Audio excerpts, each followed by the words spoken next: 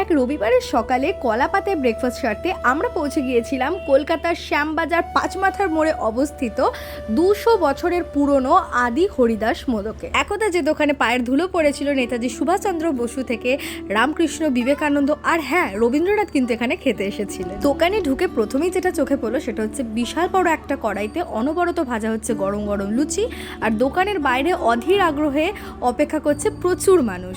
শেষমেশ অপেক্ষার অবসান ঘটিয়ে প্রথমেই এলো কলাপাতা, আর তার পিছু পিছু এলো সদ্য কড়াই থেকে ভেজে তোলা ফুলকো ফুলকো গরম লুচি, সাথে ছোলার ডাল। যদিও সকালের টাইমে গেলে তোমরা কচুরি পাবে, বাট আনফর্চুনেটলি রবিবার ছিল বলে কচুরি শেষ হয়ে গেছিলো, তাই লুচি দিয়েই মন ভরাতে হলো। আর যারা একটু মিষ্টি ছোলার ডাল খেতে পছন্দ করো তাদের জন্য এই ছোলার ডালটা বেস্ট। তারপর ট্রাই করলাম ওখানকার ফেমাস কিছু মিষ্টি, যেমন রসগোল্লা, ছানার জিলিপি, গোলাপ চমচম, প্রতিকটাই বেশ ভালো ছিল। তাহলে তোমরা কবে যাচ্ছ কলাপাতায় ব্রেকফাস্ট করতে? কমেন্ট করে জানিও। বাই।